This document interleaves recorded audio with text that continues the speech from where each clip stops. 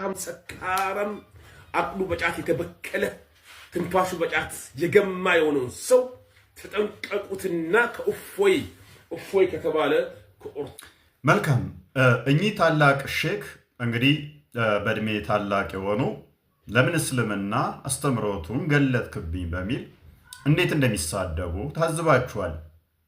ደግሞም እንዲህ ብለዋልና ምላሽ ይሰጣልን አላችሁ እኮ የምትናገሩት እንደናንተ ቆሞ ሻወር እንዲወስድ ፈለጋችሁ ልብሱን ሁሉ እንዲያበሰብስ ልብሳችሁን እያበሰበሳችሁ በቁም እየሸናችሁ እንደግመል ማኑላችሁ ላይ እየረጫችሁ ነብይ ማኑላችሁ ላይ እየረጫችሁ ናችሁ። እፎይና እፎይ መሰሎች ማለት ነው። መጠጥ እየጠጣና አረቄን እየጋትክ እየገባ ሚስቴ ላይ እየተፋ እየደበደብካት እያደርክ ያስታወቅከውን እንኳን ጧት ማጠብ የማችል ዝፍ ይወክ ነብዩን አለይሂ ሰላም። መልካም እኚህ አባት እንግዲህ አያቴ ይሆናሉ። ታላቅ ሼክ ናቸው በእድሜ። ነገር ግን የሚናገሩት በጣም አጸያፊና የወረደ ንግግር ነው። እላይህ ላይ ትሸናለህ፣ እላይህ ላይ ትረጫለህ የሚሉ ንግግሮችን ከኚህ አባት የሚጠበቅ ነው። እንግዲህ እላዩ ላይ የሚሸና ወይንም የሚረጭ ማን ነው ካላችሁኝ የሙተሊብ የልጅ ልጅ የአብደላ ልጅ ሙሐመድ የእርሶ ነብይ እንደሆነ በመረጃ ላሳየዎት። ሱነን አናሳይ 296 ላይ አይሻ እንደተረከችው I used to scrub the janaba on another occasion. She said the semen from the garment of the messenger of Allah ትላለች። ካላ መልእክተኛ ልብስ ከሙሐመድ ላይ ስፐርሙን እፈትግለት ነበር ወይንም ጀናባውን እጠርግለት ነበር ትላለች። ስለዚህ ስፐርም ልብሱ ላይ የሚረጭ እኔ ሳልሆን የእርሶ ነብይ ወይንም እርሶ የሚከተሉት ነው የሚሆነው።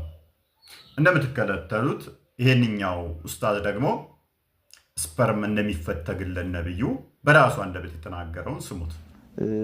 መንይ የሚባለው ነገር ማለት ነው ፍትወተ ጠብታ ስፐርም በጣም አሳፋሪ ነገር ነው አይደለም? አንድ ወንድ ልጅ በተለይ ይህ ግለሰብ ታዋቂ ነው ብላችሁ ብታስቡት ሰው ያንን በተመለከተ ስለሱ ቢነገር ያሳፍራቸዋል አይደለም? ቤተሰቦቹ ረሱላህ ሰለላሁ ዐለይሂ ወሰለም ህይወት ታሪክ ላይ ግን ያ አይደለም።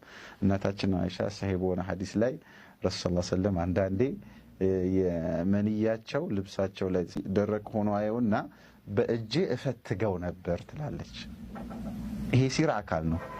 መልካም እንደሰማችሁት ልብሱ ላይ የሚረጭ እኔ ሳልሆን የእናንተ ነብይ ሙሐመድ ይባላል። ልብሱ ላይ ይረጫል፣ አይሻ ትፈትግለት ነበረ። በሱም ደግሞ ጸሎት ሊያደርግ ይሄድ ነበረ። ተፈትጎለት ነጠብጣቡ ስፐርሙ ልብሱ ላይ ያለ ማለት ነው። ጓደኞቹ ደግሞ ሴጋ ይመቱ ነበረ። ሐጅ እያደረጉ ስፐርማቸው ይንጠባጠብ ነበረ። ስለዚህ እላዩ ላይ የሚረጨው እኔ አይደለሁም ነብያችሁ ነው። ሌላኛው እየጠጣ እየተፋ ሚስት ላይ ምናምን ስላላችሁ የቤት ትልቅ ሰው ኖት ተሞክሮ ካሎት የራስዎትን ተሞክሮ ማውራት ይችላሉ፣ እንደዛ የሚያደርጉ ከሆነ። ምክንያቱም ቁርአኑም ሐዲሱም ሴትን ላይ መምታት ስለሚፈቅድ ማለት ነው። ከዛ በዘለለ የነብዮትን ልምምዶች ወደኛ ባያመጡ መልካም ይመስለኛል።